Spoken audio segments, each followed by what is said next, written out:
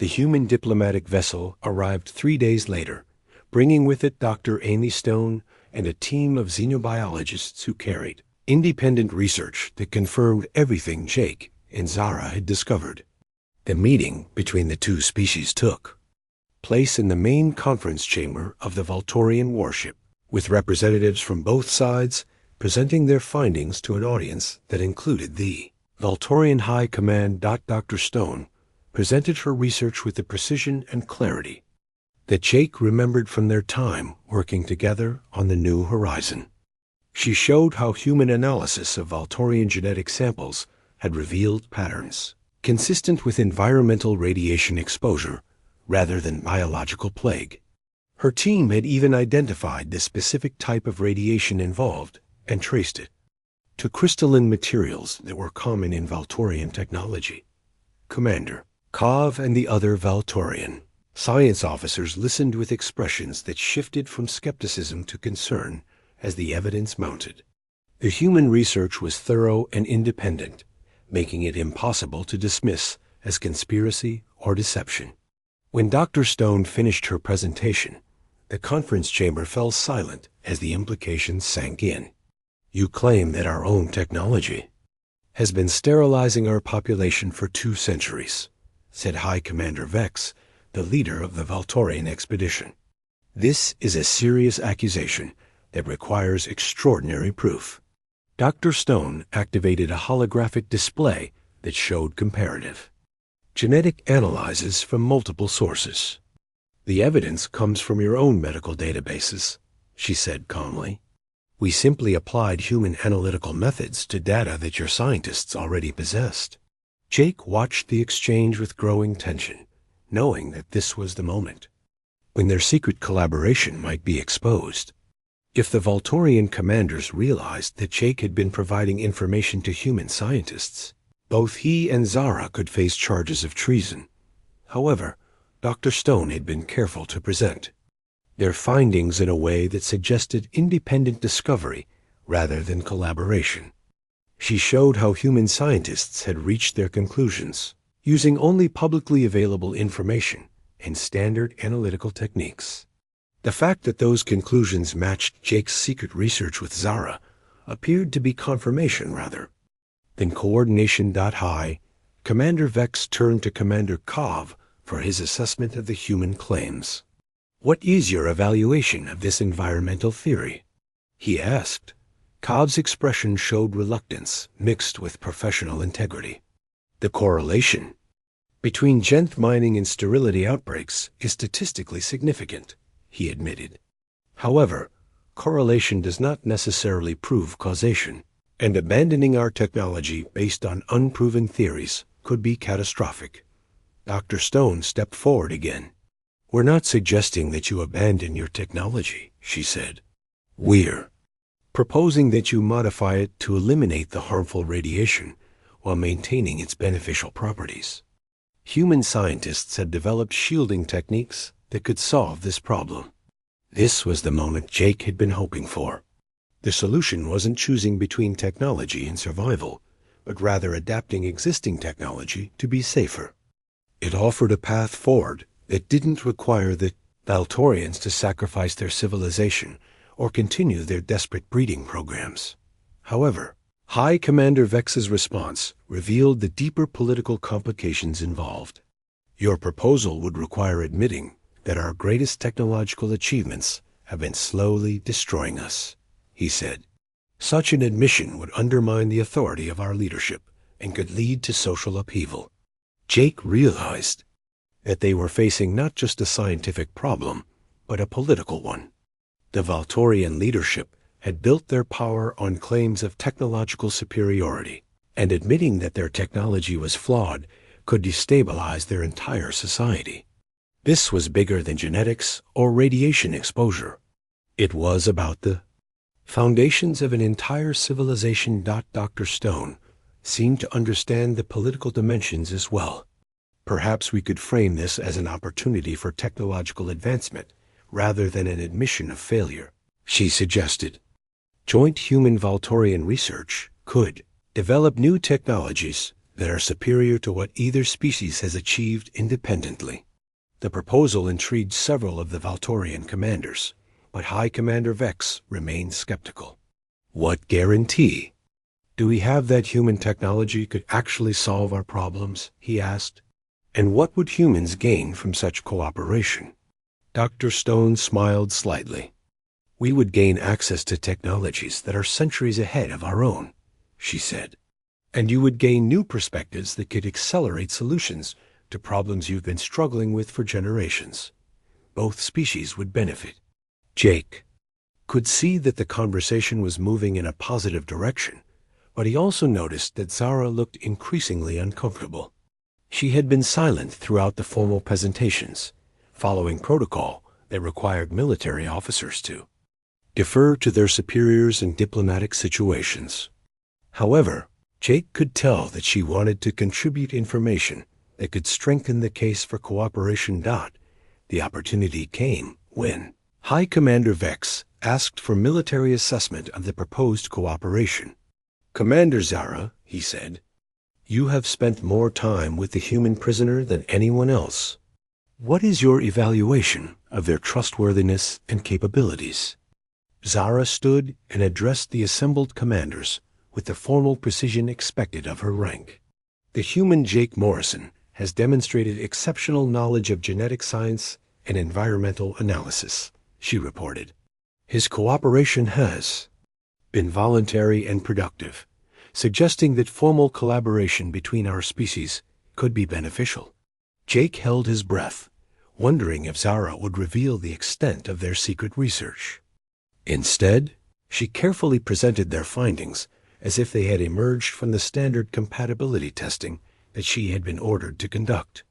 During genetic compatibility analysis, the human provided insights into environmental factors affecting reproduction, she continued. These insights led to discoveries that support the theories presented by the human scientific delegation. It was a masterful presentation that made their unauthorized research appear to be part of official military procedures. Zara had found a way to share their discoveries without admitting to any violations of orders or protocols. High Commander Vex nodded approvingly. Your report suggests that the human has been genuinely helpful rather than deceptive, he said. This supports the case for treating them as potential allies rather than enemies. Dr. Stone seized the moment to present her final proposal. We suggest establishing a joint research station where human and Valtorian scientists can work together to develop solutions to the Genth radiation problem, she said. This would allow both species to benefit from the collaboration while maintaining appropriate security measures. The proposal sparked intense discussion among the Valtorian commanders. Some argued that cooperation was too risky, while others recognized that their current approach was failing and that new solutions were desperately needed. The debate continued for hours as both sides negotiated terms and conditions for the proposed partnership. Jake found himself in the strange position of being both a prisoner and a potential diplomat. His scientific expertise and willingness to cooperate had made him valuable to both sides, but his status remained unclear.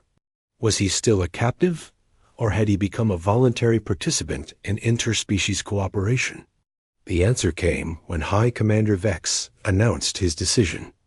We will establish a joint research facility on the neutral world of Kepler 442b, where this collaboration began, he said. Dr. Morrison will serve as the primary human liaison, with Commander Zara maintaining security oversight. Dr. Stone looked pleased with the outcome, but Jake could see that she understood the complexity of the arrangement. He was technically still under Valtorian custody, but now as a valued partner rather than a prisoner. It was an unusual diplomatic solution that reflected the unprecedented nature of their situation.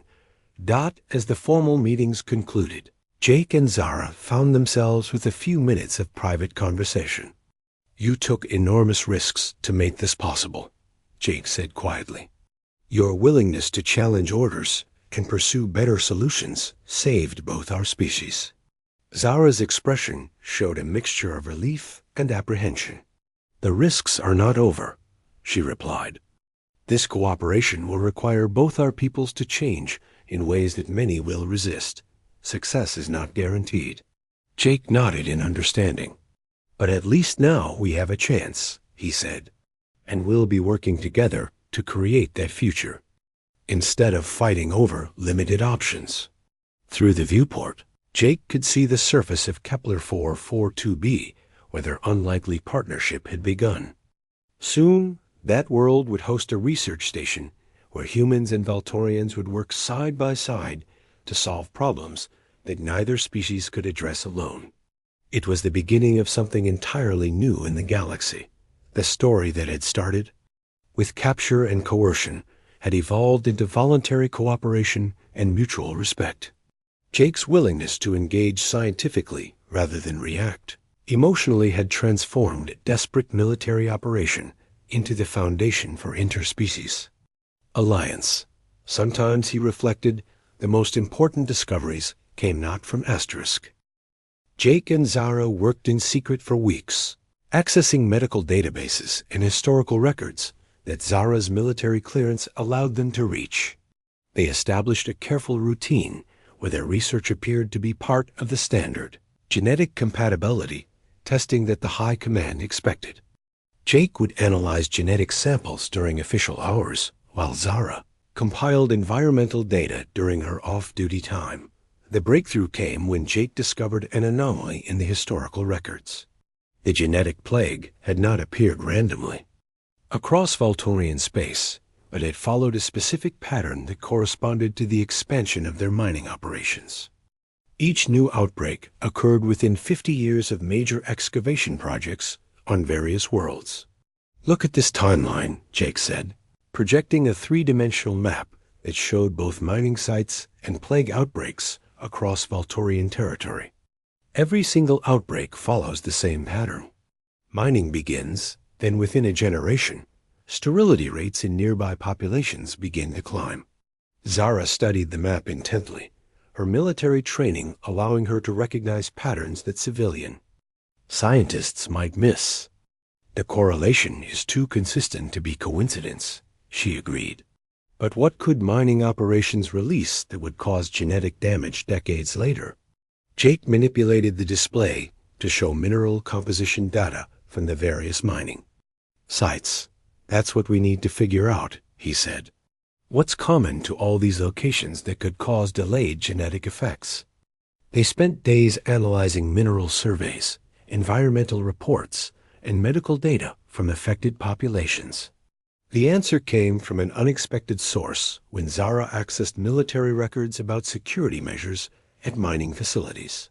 She discovered that all the sites contained deposits of a rare crystalline material that the Valtorians called Genth. Genth crystals are used in our most advanced technology, Zara explained as she brought up technical specifications. They amplify energy fields and allow for faster-than-light communication across vast distances. Without Genth, our empire could not function. Jake examined the crystal's molecular structure and energy emission patterns with growing excitement. "This is it," he said, pointing to specific data readings. "These crystals emit a form of radiation that's completely unknown to human science. It's subtle enough that it doesn't cause immediate damage, but prolonged exposure could absolutely cause the kind of genetic degradation we're seeing." The discovery was both thrilling and terrifying. They had found the cause of the genetic plague, but that cause was the foundation of Valtorian civilization. The Genth crystals powered their ships, their communication networks, their weapons, and their infrastructure. Removing them would effectively destroy their technological society. "We need more data to confirm this theory," Zara said, though. Jake could see that she already believed they had found the answer. "And we need to find a way to present this information without revealing how we obtained it." Their secret research suddenly became much more dangerous when Commander Kov, Zara's superior officer, began showing unexpected interest in Jake's progress. Kov was a member of the science cast who had been assigned to oversee the breeding program. and his questions suggested he suspected that something unusual was happening. The humans' genetic compatibility tests are taking longer than expected, Kav mentioned during a routine briefing with Zara. Our initial projections suggested that verification would be complete within days, not weeks. Zara maintained her professional demeanor despite the nervousness she felt. The human has proven more cooperative than anticipated, she reported. He has been providing detailed information about human genetic variations that could improve the success rate of our breeding programs. Kav's expression showed mild interest mixed with suspicion. Cooperation is useful, but we cannot allow sentiment to delay critical procedures, he said. The High Command grows impatient with the lack of concrete results. That evening, Zara warned Jake that their time was running out. Kav is beginning to ask questions that I cannot answer much longer, she said. We need to complete our research quickly or abandon it entirely. Jake had been expecting this development. We have enough data to prove our theory, he said. The question now is what we do with that proof. They had discovered that Chenth radiation caused genetic damage through a process that was completely reversible if exposure was eliminated. The sterility plague wasn't permanent genetic damage, but rather ongoing interference with reproductive cell development. Populations that were removed from Chenth exposure showed significant improvement in fertility rates within just a few years. If we present this information to the High Command, they will demand immediate verification, Zara said. That verification will require revealing how we obtained data that was beyond the scope of your original testing. Jake understood the dilemma. Their discovery could save the Valtorian species, but revealing it would expose their unauthorized research and likely result in severe punishment for Zara. They needed a way to present their findings that wouldn't implicate them in conducting forbidden research. The solution came from an unexpected source when Dr. Amy Stone, from the New Horizon, managed to establish covert communication with Jake, using techniques that Zara helped him access. Jake was able to send limited data transmissions to his ship during times when the Valtorian communication systems were occupied with other traffic. Dr. Stone's response was immediate and excited.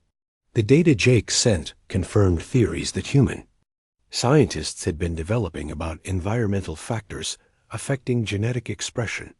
More importantly, she was able to conduct independent verification of Jake's conclusions using human research methods. Your Dr. Stone has reached the same conclusions we have, Jake told Zara after receiving Amy's latest transmission. She's even identified potential treatments that could accelerate recovery from Chenth exposure. Zara realized that this gave them the opportunity they needed. If human scientists independently discover the same information, and my people cannot accuse us of unauthorized research, she said. We were simply facilitating communication between our species' scientific communities. They developed a careful plan to leak selected information to both sides, while making it appear that the discoveries were independent developments. Jake would share environmental data with Dr. Stone, who would then use human research methods to identify the connection to Chenth radiation. Meanwhile, Zara would gradually introduce questions about environmental factors during official briefings, leading her superiors toward the same conclusions. The plan worked better than they had hoped. Within days, Dr. Stone was requesting formal scientific exchanges with Valtorian researchers, while Commander Kov began ordering environmental studies that confirmed Jake and Zara's secret findings. Both sides began reaching identical conclusions through apparently independent research. However, their success created new complications. The High Command's reaction to the environmental findings was not scientific curiosity, but rather anger and denial. The idea that their own technology was causing their extinction was politically unacceptable to leaders who had built their power on Valtorian technological superiority. The environmental theory is being suppressed, Zara reported after attending a high-level briefing. The science cast claims that correlation does not prove causation, and that pursuing this research would distract from proven solutions like the breeding program. Jake felt frustrated but not surprised. Scientific discoveries that challenge political power structures always face resistance, he said. The question is whether your people's survival is more important than their leaders' pride. Their situation became critical when Commander Kov announced that the breeding program would commence immediately, regardless of ongoing research. Jake would be subjected to invasive procedures designed to extract genetic material for artificial reproduction, while environmental studies would be discontinued as a waste of resources. "We cannot allow this to happen," Zara said, her voice showing determination mixed with desperation. "Not when we know there is a better solution." Jake agreed, but their options were extremely limited.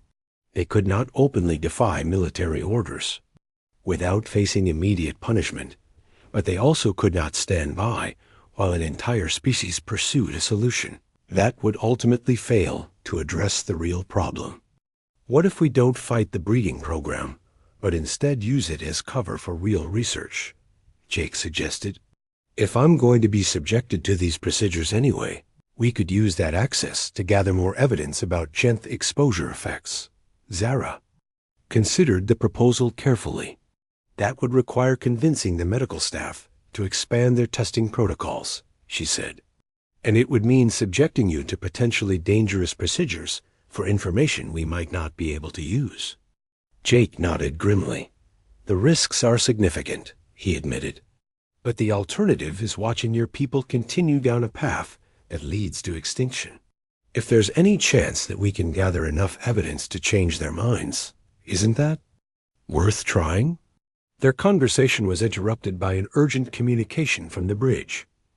Dr. Stone had petitioned the Valtorian High Command for formal diplomatic contact, claiming that human scientists had made discoveries relevant to Valtorian genetic research. The request had been granted, and over the following days, Jake and Zara fell into an unexpected routine. Each morning, Zara would bring food and check on his condition, expecting to find a broken or desperate prisoner. Instead, she found Jake eagerly waiting with new questions about Valtorian biology, culture, and technology. His genuine curiosity and lack of hostility continued to puzzle her. Gradually wearing down her military reserve, Jake learned that Valtorian society was built around a rigid caste system that determined every aspect of a person's life from birth to death. Zara belonged to the warrior caste, which ranked below the scientist and administrator castes, but above the workers and service providers. The genetic plague had affected all castes equally, but access to advanced treatments and research was restricted to the higher castes. "So your scientists have been working on this problem for 2 centuries, Jake said during one of their conversations, "but they've excluded input from warriors, workers, and service providers. That's like trying to solve a puzzle while ignoring half the pieces." Zara's expression showed confusion at the comparison. "The lower castes lack the education and training necessary for genetic research," she explained. "Including them would only slow progress and introduce errors." Jake shook his head gently. "In human science, we've learned that diverse perspectives often lead to breakthrough discoveries. Someone from outside a field might see patterns that experts miss because they're too close to the problem. Your warrior caste might have observations about the plague that your scientists have overlooked." The idea clearly troubled Zara, challenging fundamental beliefs about how our society should function. "You suggest that our entire social structure is flawed," she said. "Not flawed," Jake corrected. "Just limited. Every society develops systems that work for their circumstances, but those systems can become barriers when circumstances change. Maybe the genetic plague is such a massive challenge that traditional approaches aren't sufficient." These conversations began to shift something in their relationship. Zara started asking Jake about human society, fascinated by concepts like social mobility and collaborative research. Jake, in turn, learned more about the Valtorian Empire and the desperate measures they had taken to address their declining population. "Your capture was not my first choice," Zara admitted during one evening meal. "I requested permission to attempt diplomatic contact with your species, but the High Command determined that formal negotiations would take too long. They calculated that direct action would produce faster results." Jake set down his eating utensil and studied Zara's face. The alien food was surprisingly palatable, though the flavors were unlike anything from Earth. "You disagree with their decision," he observed. "I am a soldier," Zara replied automatically. "I follow orders." "That's not what I asked," Jake said gently. "I asked if you personally disagree with their decision." For a long moment, Zara said nothing. When she finally spoke, her voice was quieter than usual.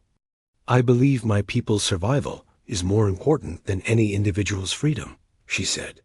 "But I also believe that building alliances is stronger than creating enemies.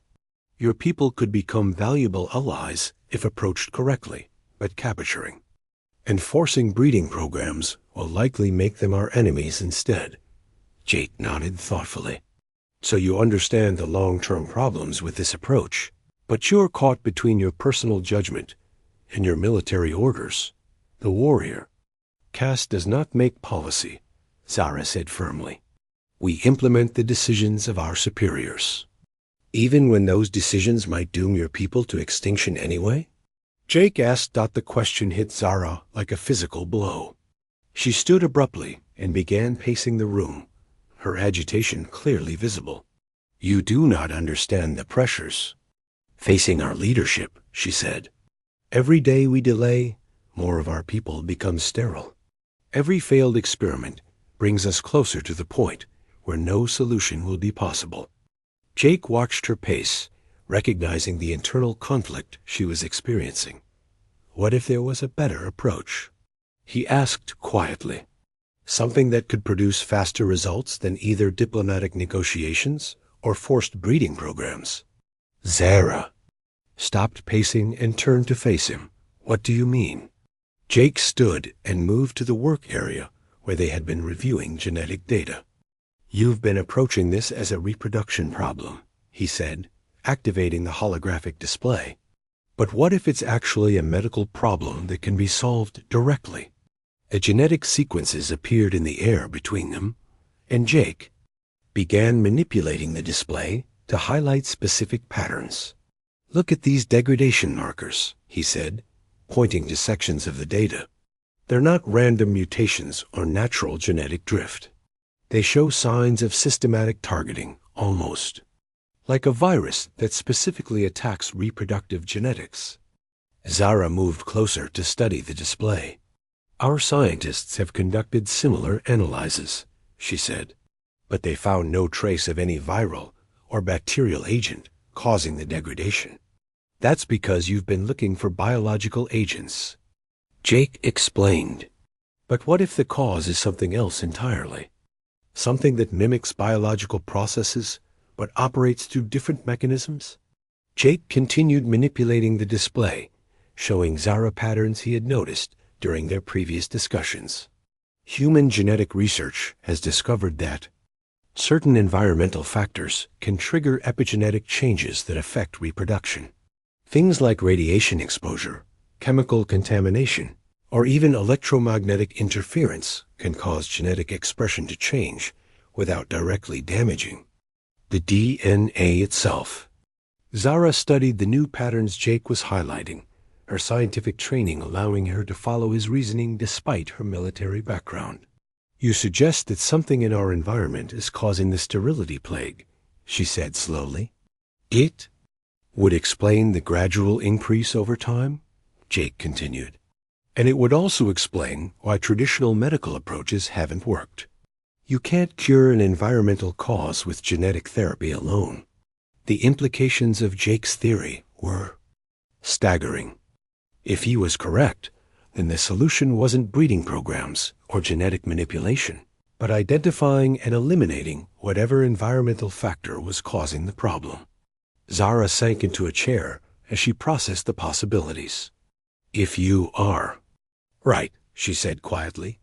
Then my people have been pursuing the wrong solutions for 2 centuries. Not wrong, Jake corrected, just incomplete. The breeding program approach assumes the damage is permanent and irreversible. But if the cause is environmental, then removing the cause might allow natural recovery over time. Zara looked up at him with an expression that mixed hope with desperation. How could we test such a theory? She asked. Jake sat down across from her, his excitement clearly building. We would need to conduct environmental surveys of areas with different rates of sterility, he explained. Compare genetic samples from affected and unaffected populations. Analyze historical data about when and where the plague first appeared. It would require extensive research, but it could identify the actual cause. Such research would require months or years, Zara said. The High Command will not delay the breeding program for unproven theories. Then we don't tell them, Jake said simply. We conduct the research quietly on our own time. If we're wrong, the breeding program continues as planned. If we're right, we might save your entire species. Zara stared at him in shock. You propose that I defy direct orders from my superiors, she said. That is treason in the Valtorian Empire. I propose that we try to save your people using the best scientific methods available, Jake replied. If that conflicts with military orders, then maybe the military approach isn't the right one for this situation. For several minutes, neither of them spoke. Zara struggled with concepts that challenged everything she had been taught about duty, hierarchy, and proper behavior. Jake waited patiently, recognizing that he was asking her to make a choice that could cost her everything. Finally, Zara spoke. If we were to pursue such research, she said carefully, it would need to remain completely secret. Discovery would mean execution for treason, not just for me, but for anyone who assisted us. Jake nodded seriously. I understand the risks, he said, but I also understand what's at stake. If there's even a chance that we could find a real solution to save your people, isn't that worth the risk? Zara studied his face intently, searching for any sign of deception or manipulation. Why would you risk your life to help people who have captured and imprisoned you? She asked. Jake considered the question carefully before answering. Because the extinction of any intelligent species diminishes the universe, he said. And because working together to solve problems is what intelligent beings should do, regardless of politics or circumstances. Something shifted in Zara's expression, and for the first time since their initial meeting, Jake saw her not as a warrior following orders, but as a person facing an impossible choice between duty and conscience. If we do this, she said quietly, there can be no going back. Once we begin deceiving the High Command, we become enemies of the state. Then we better make sure we succeed, Jake replied with a slight smile. Zara was quiet for a long moment, then activated her personal communication device. I am requesting access to the medical research databases, she told Jake. If we are going to commit treason, we might as. The spacecraft lifted off so smoothly that Jake barely felt the movement.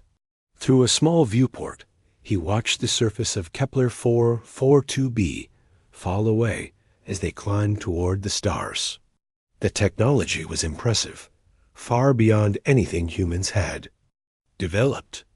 The craft made no sound and showed no vibration, suggesting propulsion systems that operated on principles human science had yet to discover. Zara stood near the pilot's console, her hands moving across controls that seemed to respond to her touch without any visible buttons or switches. Jake studied her movements and the alien technology around him, his scientific mind cataloging every detail. The interior of the craft was utilitarian but elegant, with surfaces that seemed to flow together seamlessly. Everything was sized for beings slightly larger than humans, which made sense given Zara's impressive height. After what felt like several hours, the craft began to slow. Through the viewport, Jake could see another vessel coming into view.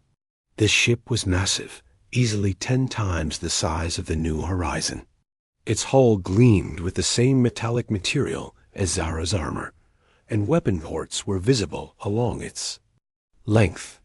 This was clearly a warship, built for battle rather than exploration. The smaller craft docked with the larger vessel through an airlock that sealed with mechanical precision. Zara gestured for Jake to precede her through the connecting passage. The interior of the warship was even more impressive than the shuttle. Corridors stretched in multiple directions, and Jake could hear the sounds of activity echoing from various sections. Other Voltorians moved through the passages, all wearing similar armor to Zara's, though with different markings and colors. Several of the aliens stopped to stare at Jake as he passed.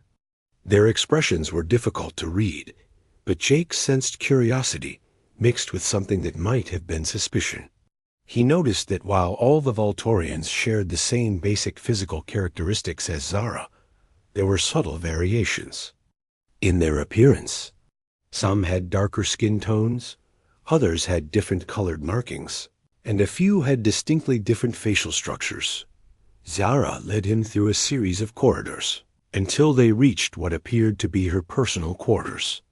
The door slid open silently as they approached, revealing a spacious room with various pieces of furniture that seemed designed for both function and comfort.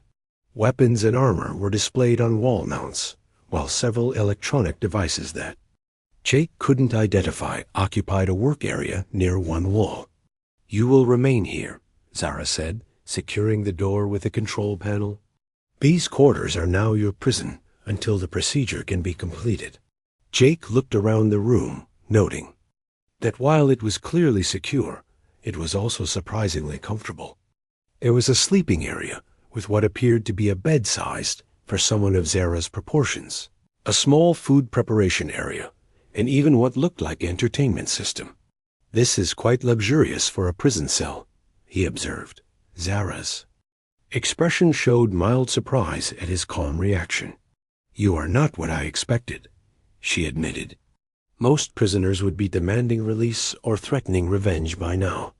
Jake sat down in one of the chairs, which adjusted automatically to his smaller frame. "Getting angry won't change my situation," he said reasonably. "Besides, I'm genuinely curious about your people and this genetic plague you mentioned. As a xenobiologist, I find the possibility of compatible genetics between our species fascinating." This time, Zara's surprise was clearly visible. She had obviously prepared for fear, anger, or desperate escape attempts. Jake's intellectual curiosity about her people's plight was apparently not something she had anticipated. "You speak as if this were a research opportunity rather than a captivity," she said. "In a way, it is both," Jake replied. "You said your people are facing extinction due to genetic sterility. That suggests a plague that specifically targets reproductive capabilities while leaving other biological functions intact. Such specificity implies either an incredibly sophisticated natural pathogen or something artificially created." Zara stared at him for a long moment before moving to one of the chairs across from him. "You analyze our situation like a scientist rather than reacting like a victim," she observed. "This is not what our intelligence reports led us to expect from humans." Jake leaned forward slightly, his interest clearly genuine. "Your intelligence reports were probably based on observing humans in stressful or dangerous situations. Fear makes people react differently than they would under normal circumstances. Right now, I'm talking to someone who represents an entirely new species with advanced technology and a unique biological crisis. From a scientific perspective, this is the opportunity of a lifetime. Even though that opportunity comes at the cost of your freedom and potentially your life?" Zara asked. "Well, I'd prefer to keep both my freedom and my life," Jake said with a slight smile. "But since those don't seem to be options right now, I might as well make the best of the situation. Besides, if your people really are facing extinction, And if humans can actually help, then maybe we can find a solution that benefits everyone. Zara stood and began pacing the room, clearly struggling with Jake's unexpected reaction. "You do not understand the severity of what faces you," she said. "The genetic compatibility testing will be invasive and potentially dangerous. If compatibility is confirmed, you will be required to provide genetic material for artificial reproduction programs. Your cooperation is not required for any of this to proceed." Jake nodded thoughtfully. "I understand the biological mechanics you're describing," he said, "but I'm curious about the specifics of your people's condition. How long has this sterility plague been affecting your population? What percentage of your people are currently affected? Have you identified the mechanism by which it operates? And most importantly, what evidence do you have that human genetics might provide a solution?" The questions came rapidly, and Jake could see that each one surprised Zara further. She had clearly expected resistance, not scientific inquiry. "Why do you ask these questions?" she demanded. "What difference does the information make to your situation?" "Because knowledge is always better than ignorance," Jake replied simply. "If I'm going to be part of whatever solution you're attempting, I'd like to understand what we're dealing with. Maybe human scientific methods could contribute something your people haven't considered." Zara stopped pacing and studied him intently. "You speak as if you wish to help us," she said suspiciously. "Why would you aid a people who have taken you prisoner?" Jake considered the question carefully before answering. "Because the extinction of an intelligent species is a tragedy that transcends politics or personal circumstances," he said. "And because scientific cooperation has always produced better results than coercion or force. If your people really need help, and if I can provide that help, then working together makes more sense than maintaining an adversarial relationship." For several minutes, Zara said nothing, clearly processing this unexpected turn in their interaction. Finally, she moved to her work area and activated one of the devices. A holographic display appeared in the air between them, showing what appeared to be genetic sequences and statistical data. "The plague first appeared in our population approximately 200 years ago," she began, her voice taking on a more clinical tone. "Initially, it affected only a small percentage of births, causing sterility in what appeared to be random individuals. Over time, the percentage has steadily increased. Current projections suggest that within 50 years, fewer than 1% of our population will retain reproductive capability." Jake studied the holographic data with growing fascination. The genetic sequences were unlike anything in human biology, but the pattern of degradation was clear and disturbing. "This doesn't look like a natural pathogen," he said after several minutes of analysis. "The way it targets specific genetic markers while leaving others untouched suggests deliberate design." Zara's expression grew grim. "That possibility has been considered by our scientists," she admitted. "But we have found no evidence of artificial origin and no known enemies with the capability to create such a weapon." "What about unknown enemies?" Jake asked. "Or perhaps something created so long ago that its origins have been forgotten?" The question seemed to trouble Zara more than she wanted to admit. "Such speculation serves no useful purpose," she said curtly. "What matters now is finding a solution before our people disappear entirely." Jake nodded in understanding. "And you believe human genetics might provide that solution? What led your scientists to that conclusion?" Zara manipulated the holographic display, bringing up new data that showed comparative genetic analyses. Preliminary scans of human genetic material obtained from your exploration missions show remarkable compatibility with Valtorian biology, she explained. "The fundamental structure is similar enough to allow for successful hybridization, while being different enough to potentially bypass the sterility plague." Jake examined the comparative data with growing excitement. The implications were staggering from a biological standpoint. two species evolving on completely different worlds with compatible genetics, suggested either incredible coincidence or some form of common origin. Asterisk. Jake Morrison stepped out of the landing shuttle and breathed in the alien air of Kepler 442b. The atmosphere was thick and humid, filled with strange scents that reminded him of old Earth forests mixed with something metallic. His scanner beeped softly as he recorded atmospheric readings for the mission report. As the team's xenobiologist, Jake had been on dozens of these survey missions, but this planet felt different somehow. The rest of his team spread out across the rocky terrain, each focused on their assigned tasks. Captain Lisa Ford was coordinating with the ship while Dr. Ben Carter collected soil samples nearby. Jake walked toward a cluster of unusual crystalline formations that jutted from the ground like frozen lightning. His equipment detected trace amounts of unknown organic compounds within the crystals, which was exactly the kind of discovery that made these missions worthwhile. Jake knelt beside the largest crystal formation and carefully extracted a sample with his field kit. The material felt warm to the touch, despite the cool planetary breeze. He sealed the sample in a containment unit and made notes on his tablet. The readings were fascinating, showing complex molecular structures that didn't match anything in the human database. This could be evidence of indigenous life forms, possibly even intelligent ones. A shadow fell across his work area, and Jake looked up expecting to see Dr. Carter or one of the other team members. Instead, he found himself staring at a figure unlike anything he had ever encountered.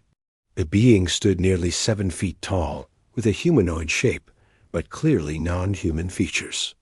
Her skin had a pale blue tint with darker markings along her arms, and face that looked almost like tattoos. Her hair was white as snow and pulled back in a practical style.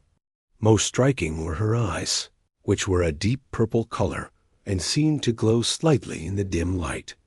She wore what appeared to be armor, made from a dark metallic material that fit her form perfectly.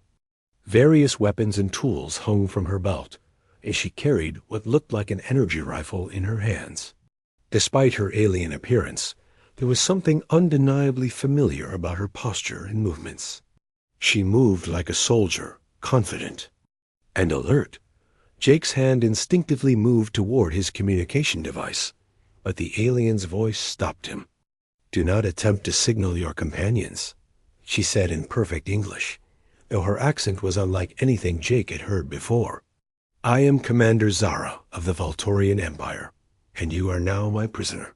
The words hit Jake like a physical blow.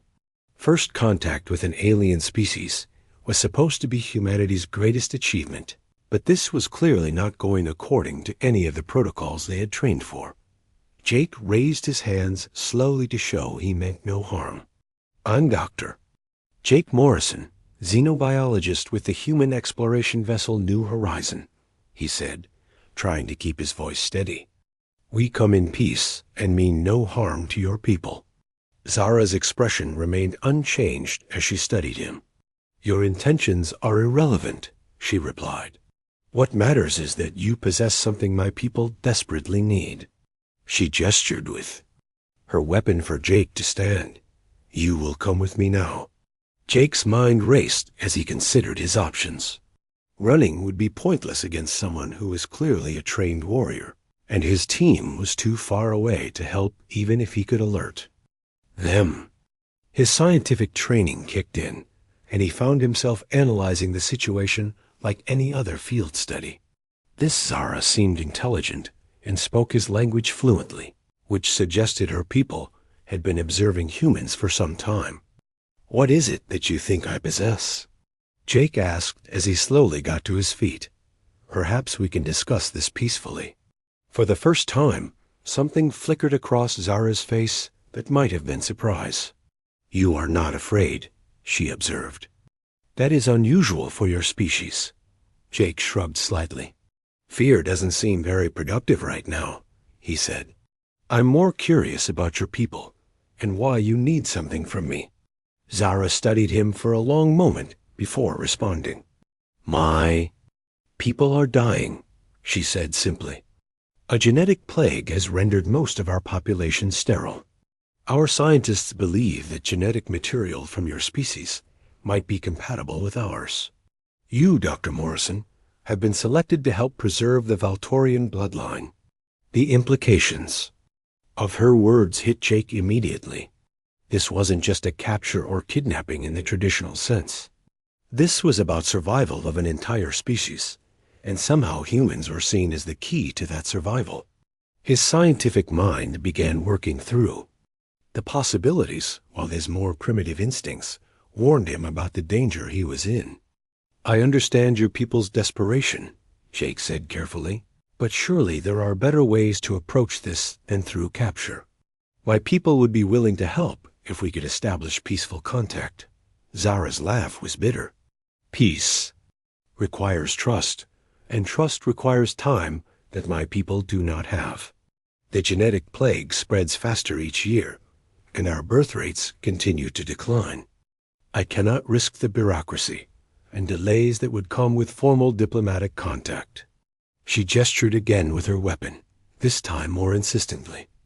Enough talking. You will come with me now, or I will be forced to take you unconscious. Jake looked back toward where his team was working, knowing that they would notice his absence soon and begin searching for him. But Zara seemed to read his thoughts. Your companions will find no trace of your passage, she said. Valtorian technology is far more advanced than your own. With few other options available, Jake began walking in the direction Zara indicated. She fell into step behind him, maintaining enough distance to react if he tried anything, while staying close enough to prevent any escape attempts. As they walked, Jake's mind continued processing everything he had learned. The idea that human and alien genetics might be compatible was fascinating from a scientific standpoint. Throughout human history, scientists had speculated about the possibility of life on other worlds, but few had seriously considered that such life might be genetically similar enough to interbreed. If Zara was telling the truth about her people's situation, this could represent one of the most significant biological discoveries in human history. They reached a clearing where Jake could see what appeared to be a small spacecraft hidden among the rocks and vegetation. The vessel was sleek and angular, with a design that spoke of advanced engineering and material science. Zara touched a control panel near the craft's entrance, and a ramp lowered silently. Inside, she commanded, gesturing with her weapon. Jake paused at the threshold, knowing that once he entered the craft, he would be completely at the mercy of this alien warrior and her people. Yet despite the danger, he found himself genuinely curious about what lay ahead. The scientist in him was excited by the prospect of learning about an advanced alien civilization, even under these circumstances. Before we go any further, Jake said, turning to face Zara, I want you to know that I understand the gravity of your people's situation. If there really is a way for humans to help save your species, I'm willing to listen. Zara's purple eyes studied him intently, and for a moment, Jake thought he saw a flicker of something that might have been hope. Your willingness may not matter, she said quietly. What must be done will be done, regardless of your cooperation. Jake nodded slowly and stepped into the alien spacecraft, his scientific curiosity warring with his survival instincts as the ramp closed behind them with a soft hiss. Whatever lay ahead, he was now committed to seeing it through.